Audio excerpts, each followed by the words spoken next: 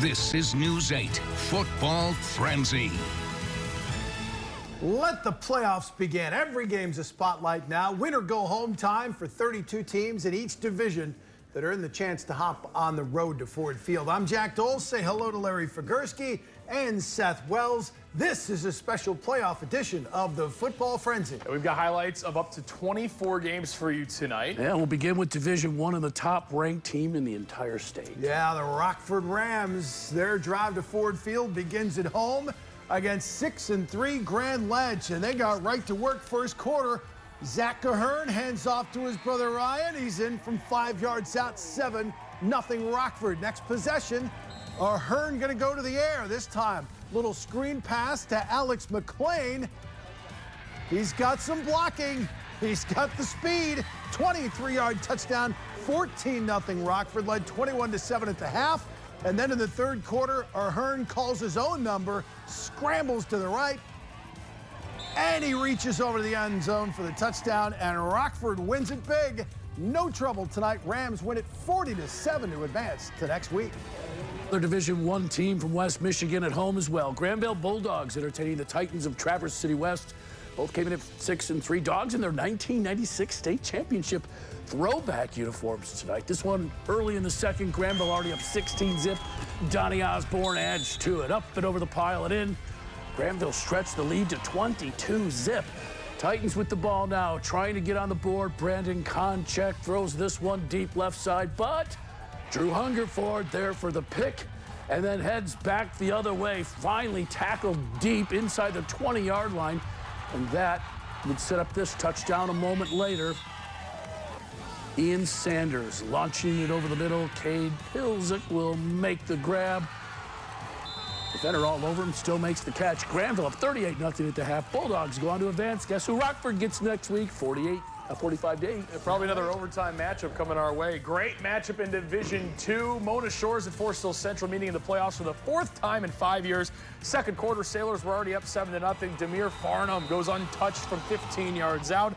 Still in the second, Sailors would add more. Mark Konechny looks long. Great pass there to Jalen Vinton. A 50-yard touchdown. Gives a little wave to the student section as well. It was 21-0 Sailors. Second quarter, though, Forest Hill Central would answer. Hunter Robinson looks deep, finds Ben Scholler. 55-yard score. It was 21-7 Mona Shores at the half. Then in the second half, the defense for the Sailors would stand tall.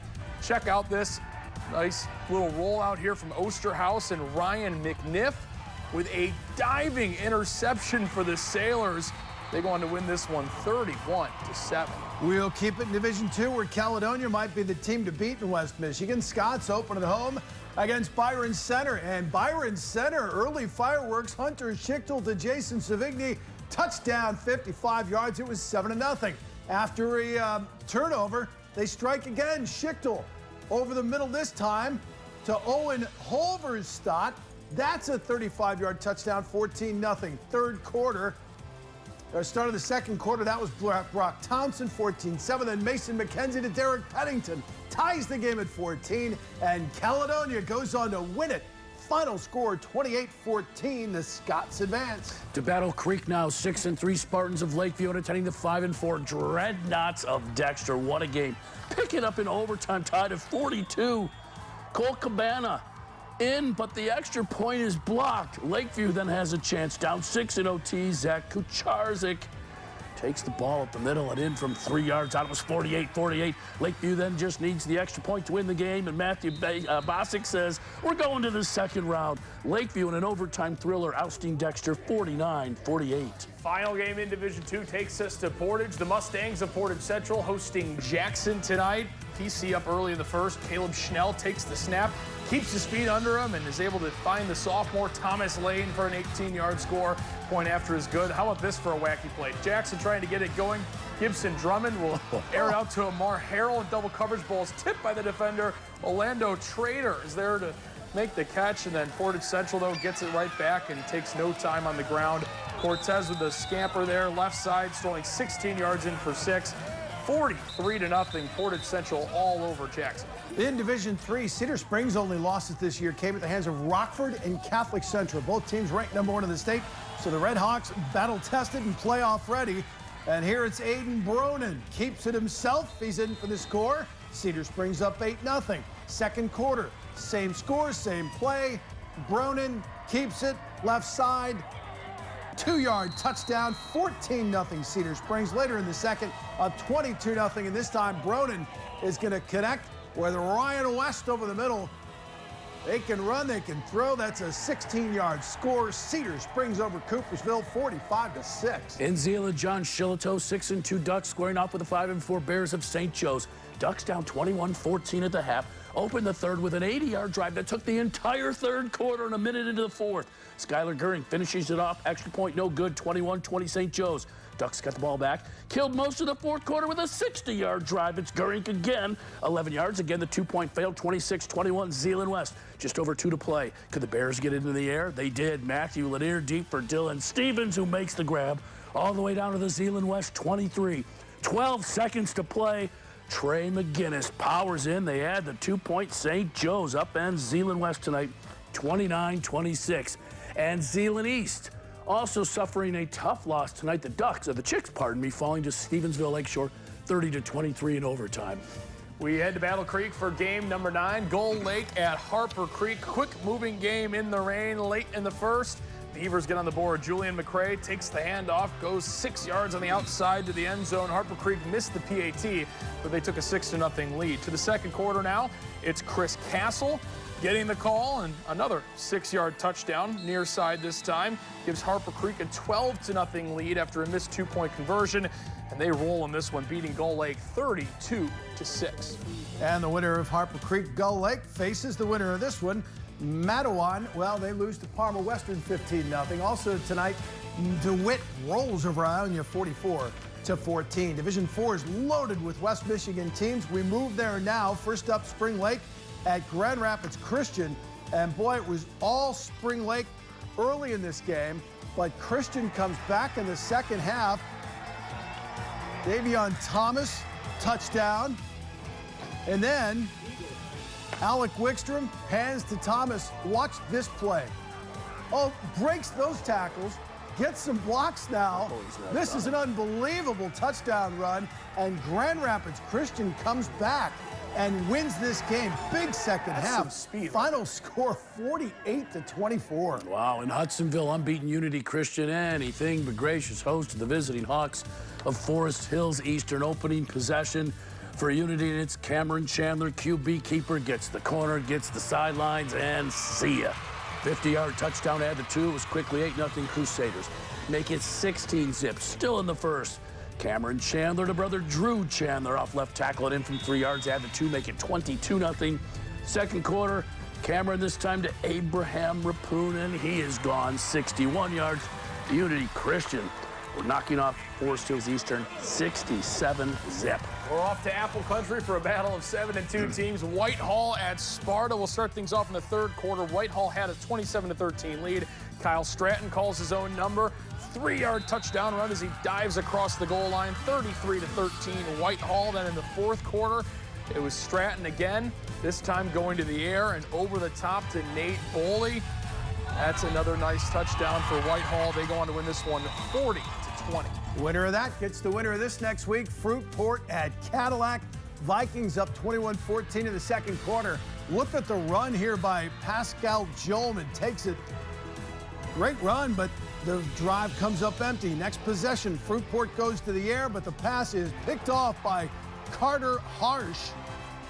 And it was that defense that helps Cadillac win this ball game. Your final score out in Cadillac tonight, 42-35. Battle of 6-3 teams in Plainwell. Trojans tangling with the Sailors of South Christian. Sailors' first possession, Jake DeHaan hands off to Nate Brinks. Finds a little hole, bounces to the outside, and waltzes in. It was 7-0 Sailors early. Then late in the first, DeHaan this time fakes the handoff, keeps himself. Nice little juke there. And in straight up the middle was 14-0 South Christian. Second half, in the second quarter, Jake DeHaan again to Nate Brinks. This one will cover 9 yards. South Christian winning tonight 52-7. The Sailors will now meet Hastings. Saxons continuing to have a great year, guys. 56-18 over Charlotte. Another one from Division 4, 3 Rivers took down Vicksburg in a defensive battle, 9-7. All right, take you out Paw at Edwardsburg. And Jacob Walker waltzes into the end zone here, and as we expected, this one, Edwardsburg is really good. They win this one 58-0. All right, we got to take a break. When we come back, more highlights. We'll head to Division 5 and work our way through 8.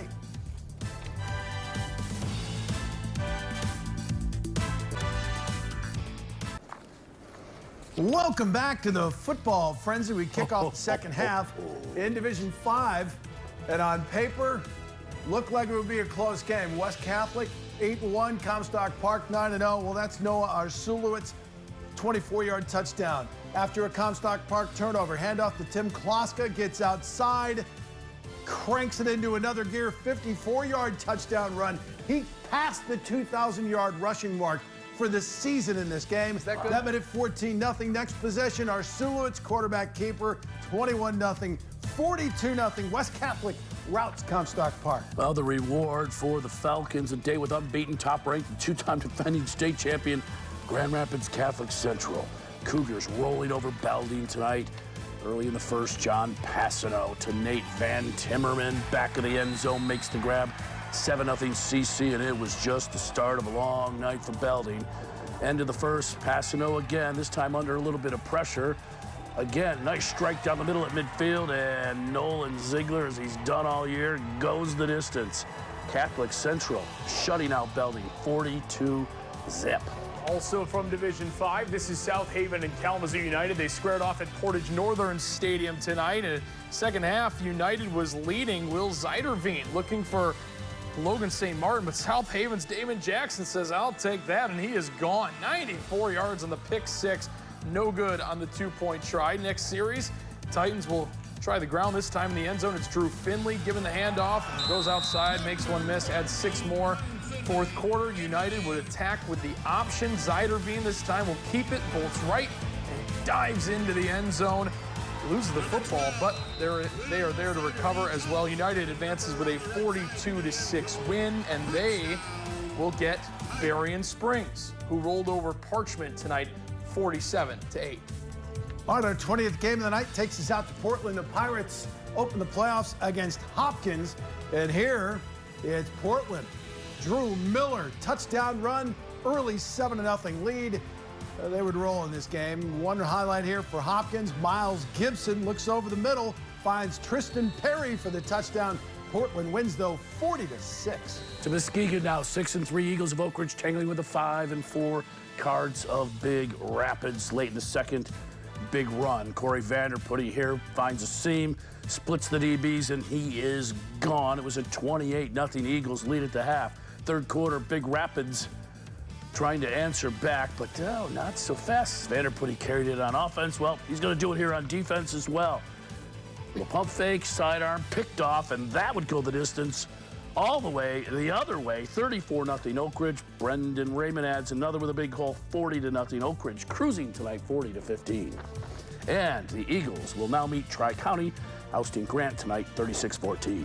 In Division 6, Montague trying to make it back-to-back championships. They'd have to take care of business against Central Montcalm to keep that dream alive. First quarter, after a blocked punt, Dylan Everett with a 7-yard touchdown run with some help from his offensive lineman, Joe Winkleman Jr., 7-0 Montague. Second quarter, game tied at 7. Andrew Cooey with a screen to Dylan Everett, and he takes it 75 yards, showing off his speed down the far sideline.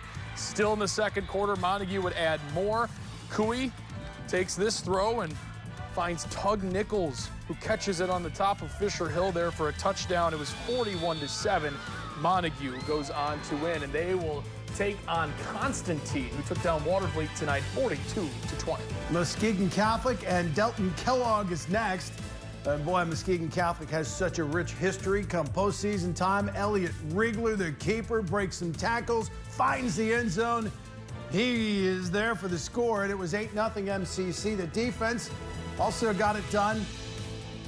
Delton gonna fumble the handoff. Sam Convertini jumps on it, They recover, leads to a score, 54-6, Muskegon Catholic with the victory. In Ravenna, Bulldogs battling North Muskegon for the right to meet Montague in the district finals.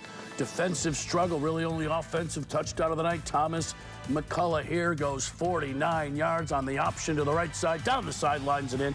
That made it 7-0, and that was enough. Ravenna holds off and holds on to the win 7-6. Final game of the night, Pitt's Ithaca against 9-0 PEWAMO-WESTPHALIA. Start things off in the fourth quarter. PW already up big, and it's Dylan May finding the end zone once again. The Pirates take this one 42-7. And also in Division 7, unbeaten Lawton would stay unbeaten as they take down Homer by a final of 42-6. And some other scores to pass along in Division 8. Saugatuck advances. White Pigeon over Decatur. Also, Carson City Crystal, easy win. And Addison knocks off Centerville. We got to take a break. Come right back with the Red Wings highlight.